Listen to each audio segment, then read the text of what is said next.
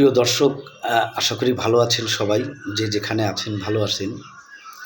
তো আমরা সবাই জানি যে গতকাল বনানী থেকে সাবেক যে স্পিকার শিরীন শারমিন চৌধুরীকে ডিবি পুলিশ গ্রেপ্তার করেছে। বিষয়টি মোটামুটি সবাই জানে, দেশবাসী আমরা সবাই জানি। এবং এই সাবেক স্পিকারকে আজকে সিএমএম আদালতে আনা হয়েছে এবং সেখানে ডিবি রিমান্ডও চায়নি, সম্ভবত তাকে জেল হাজতে পাঠানো হবে। যাই হোক, বিষয়টা হচ্ছে যে মৌলিক যে প্রশ্নটা দাঁড়িয়েছে সেটি হচ্ছে যে 5ই আগস্টের পরে এই দীর্ঘ সময় শিরীন শারমিন কোথায় ছিলেন, সাবেক স্পিকার কোথায় ছিলেন। তো জনমনের যে প্রশ্নটা আছে যে এতদিন দীর্ঘদিন, মানে বিষয়টা তো একেবারে ক্লিয়ার যে শিরীন শারমিন চৌধুরী দেশ ছেড়ে পালায়নি, উনি দেশে ছিলেন।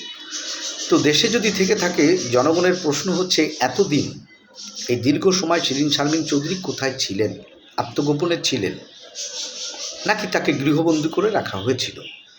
যদি শিরীন শারমিন চৌধুরী আত্মগোপনে থেকে থাকেন, তাহলে আমাদের দেশের আইন শৃঙ্খলা রক্ষাকারী বাহিনীর ব্যাপারে কিন্তু একটি প্রশ্ন থেকে যায় যে এই দীর্ঘ সময় একজন শিরীন শারমিন চৌধুরীকে খুঁজে বের করে গ্রেপ্তার করার সক্ষমতা কি আমাদের আইন শৃঙ্খলা রক্ষাকারী বাহিনীর নাই। এ ধরনের প্রশ্ন কিন্তু জনমনে মানে সৃষ্টি হচ্ছে যে এতদিন তাহলে পুলিশ তাকে গ্রেপ্তার করতে কেন পারল না, তাই না। তো আমি ব্যক্তিগতভাবে কিন্তু আমাদের দেশের আইন শৃঙ্খলা রক্ষাকারী বাহিনীর ইন্টেলিজেন্স সেটা এত ছোট করে দেখি না। আমি মনে করি যে না, তাদের এই ক্ষমতা আছে শিরীন শারমিন চৌধুরীর মতন একজন ব্যক্তিকে খুঁজে পেতে তাদের এতটা দিন সময় লাগার কথা না। এটা আমার হচ্ছে ব্যক্তিগত অভিমত।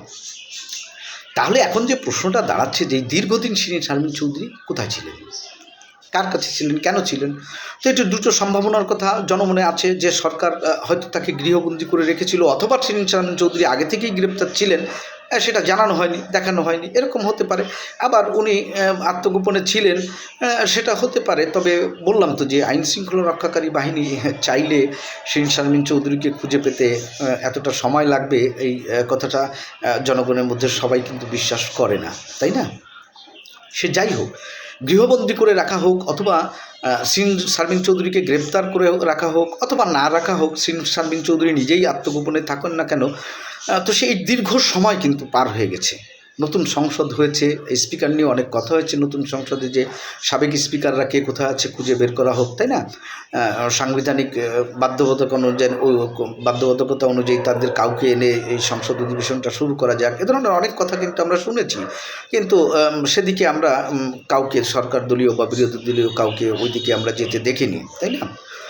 তো ব্যাপারটা হচ্ছে আসলে এই শিরীন শারমিন চৌধুরী যদি গ্রেপ্তার হয়ে থাকেন বা ওনাকে গৃহবন্দী করে রাখা হয়ে থাকে আগে থেকেই, তাহলে এটি প্রকাশ পায়নি কেন, আর এরকমটি করা হলো কেন, এটাই এখন জনগণের প্রশ্ন। আমি ব্যক্তিগতভাবে যতটুকু বুঝি যে প্রধানমন্ত্রী যদি আপনার নাও থাকে, অর্থাৎ প্রধানমন্ত্রী যদি মৃত্যু হয় বা অন্য কারোর কারণে যদি উনি দেশ ছেড়ে চলে যান, সেক্ষেত্রে কিন্তু নির্বাহী ক্ষমতা স্পিকারের উপরে পড়ে না।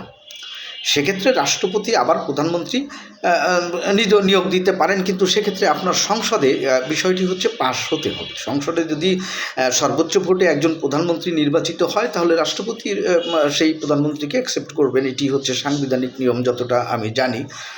তো জনগণের যে প্রশ্নটা হচ্ছে যে তাহলে কি রাষ্ট্রপতি কে যেভাবে একরকম গৃহবন্দী করে রাখা হয়েছে, শিরীন শারমিন চৌধুরীকেও গৃহবন্দী করে রাখা হয়েছিল, যাতে করে শিরীন শারমিন চৌধুরী এবং রাষ্ট্রপতি মিলে আর কোনো প্রধানমন্ত্রী নিয়োগ দিতে না পারে আর কি, এরকম কোনো একটা চিন্তাভাবনা ছিল কিনা, এই ধরনের কিন্তু জনমনে একটা প্রশ্ন আছে। দেখুন, আওয়ামী লীগের যে নির্বাচনটা হয়েছিল, আওয়ামী লীগ আপনার 2008 সালে একক সংখ্যাগরিষ্ঠতা পেয়ে নির্বাচনে তারা জয়ী হয়ে সংসদে এসেছিল।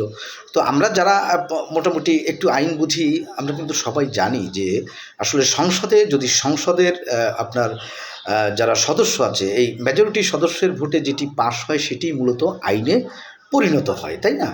তো 2008 সালে এসে আওয়ামী লীগ সংসদে এসে যে সমস্ত আইনগুলো পাশ করেছে, সেগুলো কিন্তু লিগালি, সাংবিধানিকভাবেই কিন্তু আইন হিসাবে সেগুলো বৈধ হয়েছে।